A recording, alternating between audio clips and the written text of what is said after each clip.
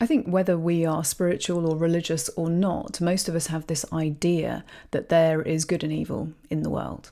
A lot of people talk about forces, maybe because we're so used to the language of Star Wars, that there is a good force in the universe and there is a bad force, an evil force, and these two forces are at war, and that we can basically join either side depending on our actions. I think a lot of people would prefer to deal in forces, or maybe in today's language they would call it consciousness, rather than dealing with personal spiritual beings or personal deities like the God of the Bible or like Satan and the devil. Because forces are a bit more nebulous and we don't have to think about how we have a relationship with them or not. And so a lot of people within modern spirituality will talk about God as source, or maybe life, or maybe just consciousness, maybe a mind, because they recognize the order and the intelligence and the rationality in the universe. But God is always off there somewhere, and God certainly isn't anything like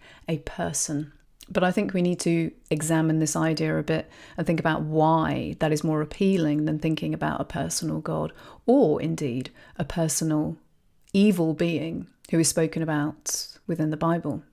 And so I'm going to use C.S. Lewis's book, Mere Christianity, one of the favourites. If you haven't read this book, please do. It really covers all aspects of Christian belief. And because he's such an excellent writer, or was such an excellent writer, he brings lots of fresh metaphors and ideas. And so even people who have been lifelong Christians get something out of this book, because he's presenting things in a completely different way. And we're going to read what he says about this very attractive idea of believing in a life force rather than believing that God is a personal God. When you're feeling fit and the sun is shining, you do not want to believe that the whole universe is a mere mechanical dance of atoms. It's nice to be able to think of this great mysterious force rolling on through the centuries and carrying you on its crest. If, on the other hand, you want to do something rather shabby, the life force, being only a blind force with no morals and no mind, will never interfere with you like that troublesome God we learned about when we were children. The life force is a sort of tame God. You can switch it on when you want, but it will not bother you. All the thrills of religion and none of the cost. Is the life force the greatest achievement of wishful thinking the world has yet seen? And so I think this is where a lot of people are today. This is certainly kind of where I was maybe 5-6 years ago. I would speak in terms of life or consciousness or the universe, life has my back. As C.S. Lewis says, this great mysterious force that is guiding us all, because I think we all recognise that if this is it, if we're just kind of meat machines running on chemicals, if everything is just a giant accident, then it just seems a bit futile. And so we are pulled to something greater than ourselves, but we have this reticence, this objection almost to accepting a personal God, because then we're not going to be judged. Okay, an impersonal force, as he says, there's no morals, there's no right and wrong. Okay, forces don't care if you cheat on your wife or you give money to charity. Okay, so when we're talking about the universe having our back and wanting the best for us, it's not really logically coherent. Okay, we must be talking about a mind, a consciousness, a persona, a mind that has a will and has purposes and cares about one thing over the other. Because if the universe has our back and wants the best for us, then that implies there's also a worst for us, which raises the idea of good and bad, good and evil, the moral thing to do, the not moral thing to do. So even though we like the idea of an impersonal God, when we really start to examine it, we find that it's not actually logically coherent at all. So I think that because there are so many people searching for spirituality at the moment, there are so many different religions on the planet, the vast majority of people believe in something else, whether it's multiple gods or whether it's one God or whether it's some kind of mysterious force. But even with atheists and people who say they don't believe in anything else, they will still use words like chance or luck or fate or serendipity or synchronicity. There's this idea that there is another level of life which we can't perceive quite with our five senses. And that is what people are trying to get in touch with, I think. So when we're talking about good and evil, we must be talking about intelligences, okay? God must be some kind of mind, some kind of personality, beyond personality. And what we do, if we want to just think about a force, is instead of having something beyond and higher than personality, we bring it down to something that doesn't have a personality at all. But when we get down to it, we must be talking about something like a mind and a personality, not just on the good end of the spectrum, okay? Not just when we're talking about God and other spiritual beings like angels or whatever else you want to talk about, but also on the dark side. And so the Bible calls these spiritual beings demons, okay? And that Satan, or the devil, is a fallen spiritual being. This is how the Bible presents Satan. So I think it's really interesting, first of all, to look at the way that these things are presented in the Bible. And the more that we look into them, the more that we start to recognize that this is not only logically coherent, but we can see it playing out in our world today. In Mere Christianity, C.S. Lewis talks about us being behind enemy lines. We're in occupied territory because this is a fallen world, okay? And the ruler of this age is Satan. And so Satan, the word Satan, or Satan, which is the Hebrew, means the accuser, the adversary. And there are lots of different snapshots throughout the Bible. It's not as if you can just open up the Bible and find the chapter on the devil or the chapter on heaven or the chapter on God. You're getting these little almost vignettes of who this being is, and some of them are quite surprising. But we're going to focus today on what Jesus said about Satan and the devil being diablos. So in the New Testament, which was written in Greek, the word devil is diablos, which again, similar meaning, means the slanderer, okay, the accuser. It's his role. It's his role to be the slanderer. It's his role to be the accuser. It's his role to be a rebel against God because he is a fallen spiritual being, which makes much more sense than this dualistic view that a lot of people have, which is that there are two co-equal forces, good and evil, that are battling it out in the universe. What Christianity says is no, God is good. God is good and God is outside of all of that. God is the creator that brought everything into being, and that Satan, the devil, was good. We'll read about it in a minute, was good. And then through pride fell and became evil and basically wanted to turn the whole world against God, which is his job, okay, to turn the whole world against God. And so let's read from the book of the prophet Ezekiel to get one of the snapshots of how the devil came to be. And so this is from Ezekiel chapter 28 from verse 12. Let's read. You were the signet of perfection, full of wisdom and perfect in beauty. You were in Eden, the garden of God. Every precious stone was your covering: sardius, topaz and diamond, beryl, onyx and jasper, sapphire, emerald and carbuncle. And crafted in gold were your settings and your engravings. On the day that you were created, they were prepared. You were an anointed guardian cherub. I placed you. You were on the holy mountain of God. In the midst of the stones of fire you walked. You were blameless in your ways from the day you were created, till unrighteousness was found in you, in the abundance of your trade. You were filled with violence in your midst, and you sinned. So I cast you as a profane thing from the mountain of God, and I destroyed you, O guardian cherub, from the midst of the stones of the fire. Your heart was proud because of your beauty. You corrupted your wisdom for the sake of your splendor.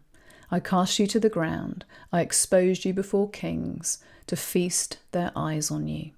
And so this is the thread that we have throughout the Bible and the thread that we have throughout life, that pride comes before a fall, and that often people become corrupt because of their beauty, because of their success, because of their power. And so God has to bring them low. And ever since he's been brought low, he's been at war with God. Good versus evil. Angels versus demons. And we each have a choice, which side to be on. And so I know that all of this talk about angels and demons and Satan and God and spiritual beings might put people off, but you really have to think about what your world view is. You either believe that this world is it, in this flat secular materialism, or you believe there's something beyond and behind. And if you believe in God as a personal being, then it makes sense that there are other Elohim, that there are other lesser gods or spiritual beings and angels and demons that live in that different dimension that we can't particularly perceive through our five senses. And so even though it might seem scary to people or a bit fantastical, once you start to look into it, it does actually make sense. So I'm going to read another excerpt from Mere Christianity. And this is from the chapter called The Invasion, where C.S. Lewis is talking about us being behind enemy lines, which was appropriate for the time that he was speaking and writing, because I think it was in the middle of the Second World War, actually, where they were experiencing pure evil. And it's often at these times when we see evil spreading and flourishing on the planet that people start to come to the realization that, oh yeah, actually evil is real and God is real. And what you're seeing now is a lot of people actually coming to Christianity. So let's read what C.S. Lewis has to say. One of the things that surprised me when I first read the New Testament seriously was that it talks so much about a dark power in the universe, a mighty evil spirit who was held to be the power behind death and disease and sin.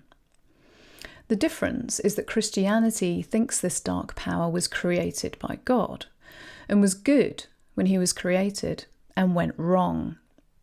Christianity agrees with dualism, that this universe is at war. But it does not think this is a war between independent powers. It thinks it's a civil war, a rebellion, and that we're living in a part of the universe occupied by the rebel. Enemy-occupied territory, that is what the world is. Christianity is a story of how the rightful king has landed, Jesus. You might say landed in disguise, and is calling us all to take part in a great campaign of sabotage. When you go to church, you are really listening in to the secret wireless from our friends. That is why the enemy, the devil, is so anxious to prevent us from going.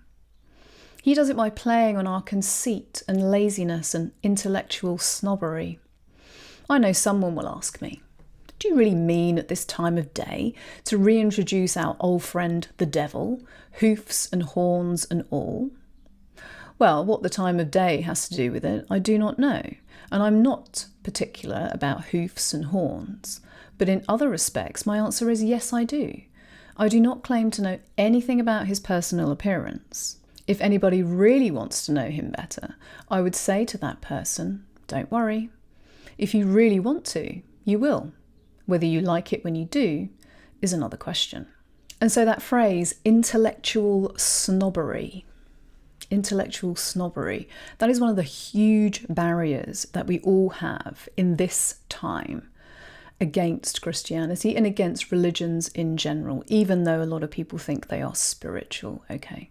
They think that by talking about consciousness, about talking about forces in the universe, that they are more intellectual. But in actual fact, as I said, that's logically incoherent. So he's turning it on his head. He's like, look, the world is the way that the world is. Either God exists and what the Bible said is true, or it isn't.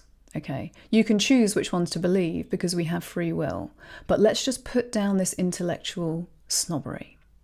Let's put it behind us. Let's try and think about what is really going on when we look out in the world. What's going on this planet? Haven't things got a little bit crazy?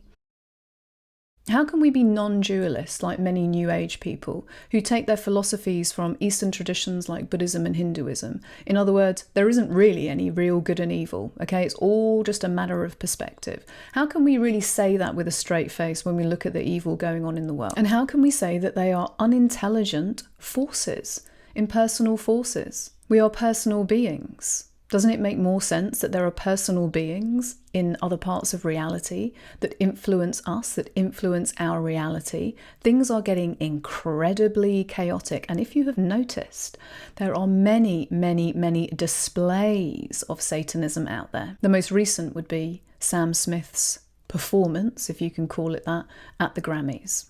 But this has been happening for decades, because if you are a Satanist, and there are many out there, you have to display your loyalty to Satan. You have to tell people what you are doing when you are doing your rituals. And it's because it's a facsimile of the relationship that we have to Christ and to God. Paul says, it's the famous creed, if you confess with your mouth that Jesus is Lord, and believe in your heart that God raised him from the dead, you will be saved.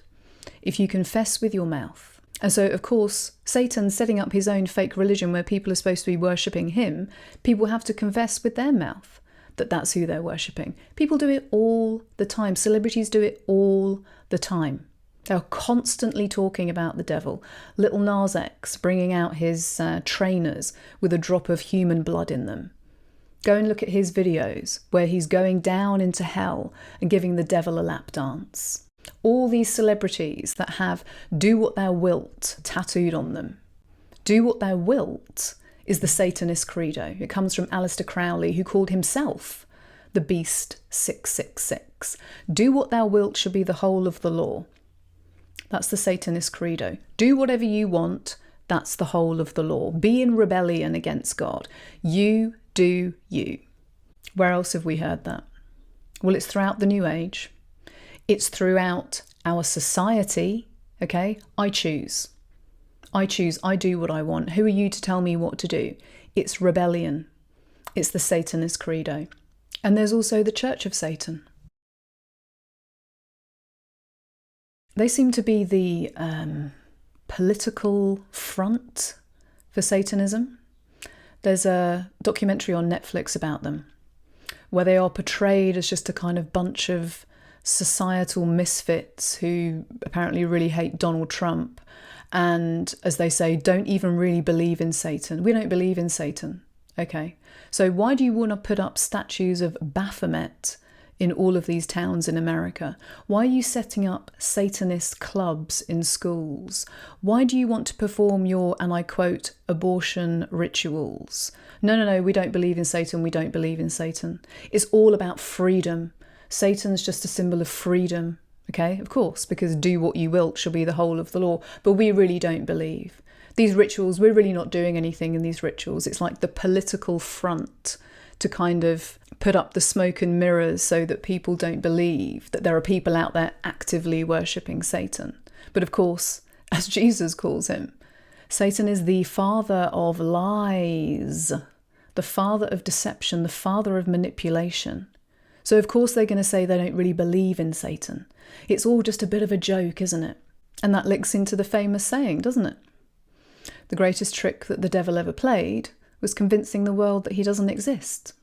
It's all just a game. It's all just art. It doesn't really mean anything. All these rituals, they don't really mean anything. It's just the Grammys. It's just performance. Balenciaga. It's just fashion. My name is Alexandra Zarini. I am filing a lawsuit against my stepfather, mother, grandmother, and others because I was sexually abused by my stepfather, Joseph Ruffalo, from the age of 6 years old. My mother, Patricia Gucci, and grandmother, Bruna Palombo, did not protect me. They did not shield me. They allowed it to happen. But I'm coming forward publicly today because as hard as this is for me, I feel it is my duty to expose the misconceptions about child sexual abuse and to raise awareness that every single day, we, as a society, are failing to protect the most vulnerable and innocent among us, our children. If you think this doesn't happen here in Beverly Hills, then you should know that my perpetrator still lives in California, spends time at the Bel Air Country Club, and volunteers in your children's hospitals. This is not something that only happens to other families in other neighborhoods or other countries. And when you actually see videos of genuine Satanists, this is what they say. That they are at war with the kingdom of heaven. And that through their rituals, but also through lucid dreaming, transcendental meditation. They will travel in the spiritual realm to different geographical areas to cause chaos and mayhem, to essentially cast their spells and set their intentions for evil in different geographical places. I was a witch for hire. I was a warlock for hire. I knew how to do witchcraft on people. I knew how to put diseases on people. I knew how to do witchcraft on people so they can lose their mind. All that stuff was going on in my world for 25 years. You were actually actively like pursuing Christians, praying dark curses over areas that bad things would happen. That's the work of a That was my job. warlock. That's the work of someone that lived in darkness, someone that served the devil. I mean, you know what the amazing thing was? The easiest people that was easy for me to target, to do witchcraft on, was the people that didn't believe that there was a devil. There was people that didn't believe in the supernatural. People that were too intellectual for them to believe that something could happen to them, because everything has to fit in a box. They believe they're at war and they are doing spiritual warfare in the heavenly places, which is what Paul speaks about. But when they come to a place in the spirit where Christians are praying, they know there's no point in doing anything there and they move on. And so that is why, as C.S. Lewis is saying, these dark powers and principalities want to stop you from having a relationship with God. They want to stop you from reading the Bible. They want to stop you from going to church. They definitely want you to stop praying, okay? Because they engage your intellectual snobbery, your pride, your scoffing, your eye rolling. And they've won. They've won. Because I'll tell you who is praying. People who worship Satan. I'll tell you who are doing rituals. People who worship Satan. So you can sit and scoff and eye roll, but all that means is you've been fooled by the father of lies. You've been fooled by the father of lies. There is an immense amount of evil on the planet, and if we don't start wising up to this and using the powers that we have, the power to pray, the power to read the Bible, to take up the sword of the Spirit, the power to partner with God, to cast down strongholds, okay? Think of it like a geographical war in the spirit, to cast down strongholds. Everyone knows what it's like to go into an area, go into a house or go into a city where you feel the presence of darkness. Everyone has had that experience. The atmosphere is different, okay? And people have had the experience of walking in nature, okay, or going into a beautiful cathedral and feeling the atmosphere being totally different and rarefied because of the spaciousness or because of the prayer that's been going on there. So don't be deceived. We can change the atmosphere in places. We can also pray for people who we feel are under the influence of these demonic forces. And if we're going to scoff and eye roll, then it means that we're not even going to try. And the dark powers and principalities have once again won. They have taken ground. And what we need to do as praying Christians is take back the land that they've taken from us. That might be within our home, that might be within our family, our village, our community, our workplace, our town, village, city, country, wherever. We have the power because we are partnering with God in prayer and preferably using His word, praying through the Psalms, to do battle in the heavenly places. That is the last thing that the devil and his minions want. And that is the last thing that all these celebrities who worship Satan want you to do. And so the Madonnas, the Lady Gagas, Kanye, I think, is pretty much on the fence at this point between heaven and hell. All of these celebrities who are constantly doing these ceremonies and rituals, telling you what they're doing, telling you who they're worshipping. Go and watch Madonna's performance at the 2019 Eurovision Song Contest. And for those people who aren't in Europe, the Eurovision Song Contest is just this kind of silly song contest, not for famous people, just people who write these usually terrible songs and compete against each other, and it's all just a bit of fun. But for some reason, Madonna wanted to go in 2019 to perform at this Eurovision Song Contest, and she did 2 songs. One was what she called a dark ballet, which was like a prayer, but a straight up satanic worship ceremony where everyone was there dressed in hoods. And the second one was a little ditty called Not everyone's going to the future. Not everyone's learning from the past, a little reggae tune. And behind her, all of these buildings were just blowing up, and all of her dancers were wearing gas masks and dancing around looking like goats. So again, it's just art. It's just a bit of fun. It's just art. What is she doing there? And why is she performing things that look exactly like a satanic ritual? Okay. It's not a joke. It's not a joke that these forces exist and that they have influence on this planet. It's not a joke that people have 100% sold themselves to the devil. And these people are often in positions of power because Satan is the ruler of this age. He can offer riches and worldly fame and dominion and control to people, just as he tried to do with Jesus when he was tempting Jesus in the wilderness. If you would just lay down, kneel down and worship me, and I will give you all of the nations. Well, how can he do that? It's because he's the ruler of this age. And of course, Jesus doesn't need to bow down to him. But a lot of people on this planet do, and so they have worldly riches and power. And so don't be deceived by the father of lies. Don't be deceived. These dark powers and principalities, these cosmic forces of this present darkness, as Paul talks about in Ephesians 6, are real. They were real then, they're real now. And instead of getting scared and hiding under our beds, pray. Put on the armour of God, pray.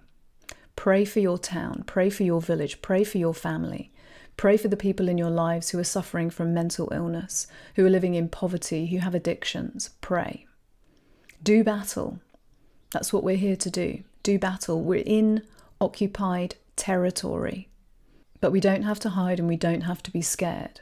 But we do have to face reality. The reality that says, yes, we live in a material universe, but there is also a spiritual reality. And the battlefield often goes on in the mind. And our minds are immaterial. Our minds are immaterial. And so if we're going to do battle in an immaterial place, we're going to be doing battle in our mind first. And so don't be tempted by the devil, as Adam and Eve were in the Garden of Eden. Don't be tempted to eat the forbidden fruit. Don't be tempted to believe that there are no consequences for your actions, and that if you just do whatever you want to do, things will be fine. They weren't fine for them. They got kicked out of the garden, and they're not fine for us. Look around you. People are confused.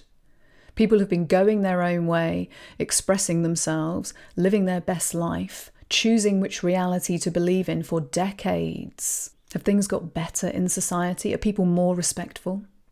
Are people kinder? I mean, people talk about tolerance all the time, but are people actually kind? People talk about a lot of things on Twitter, but do they actually play them out?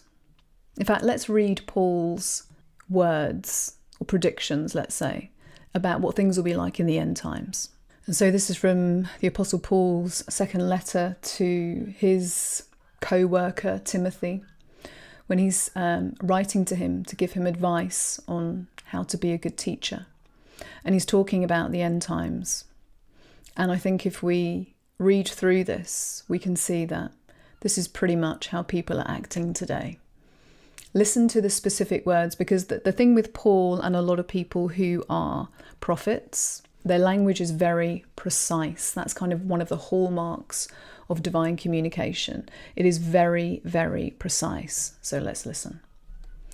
But understand this, that in the last days there will come times of difficulty. For people will be lovers of self, lovers of money, proud, arrogant, abusive, disobedient to their parents, ungrateful, unholy, heartless, unappeasable, slanderous, without self-control, brutal, not loving good, treacherous, reckless, swollen with conceit, lovers of pleasure rather than lovers of God, having the appearance of godliness but denying its power. Avoid such people, for among them are those who creep into households and capture weak women, burdened with sins and led astray by various passions, always learning and never able to arrive at a knowledge of the truth. Wow. Always learning and never able to arrive at a knowledge of the truth. Doesn't that sum up people today? We're so spiritual, we have to keep learning. We need more knowledge. Give me more. Never arriving at a knowledge of the truth, just more knowledge. It's an addiction almost. Treacherous, reckless, swollen with conceit, lovers of pleasure rather than lovers of God, having the appearance of godliness but denying its power. How true. That's spiritual, not religious, by the way.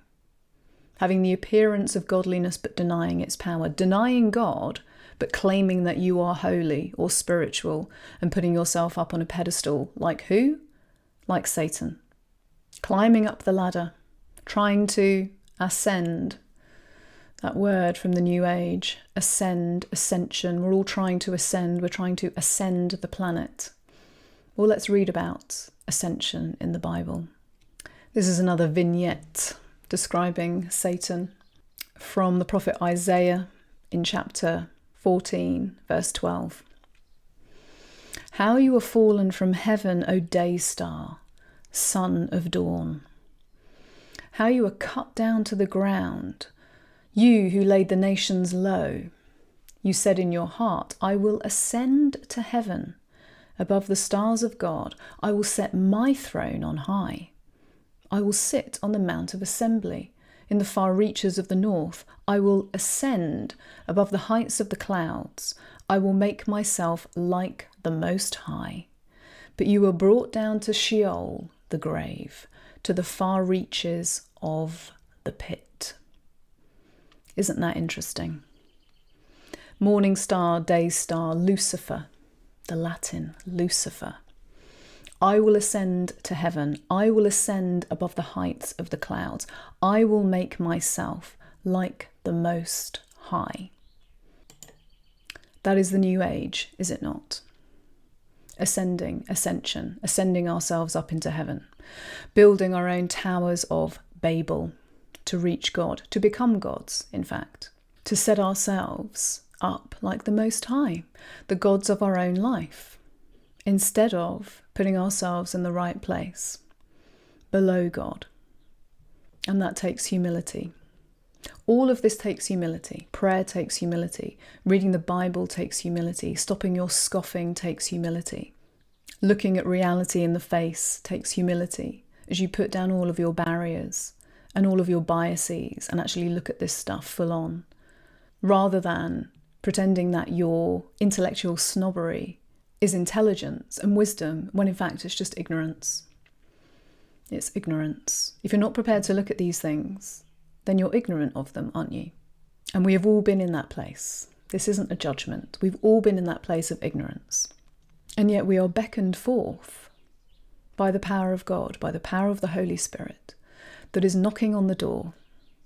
Jesus is knocking on the door of a lot of people's lives and saying, hey, why don't you just look at this? Why didn't you learn about me? Why didn't you read about me in the New Testament? Why didn't you look at the Old Testament? Look at the poetry, look at the prophets. Listen to the people who had a relationship with God. The Apostle Paul, Jesus, the prophets, Isaiah, Jeremiah, Moses. Listen to what they say, and you will hear God speaking.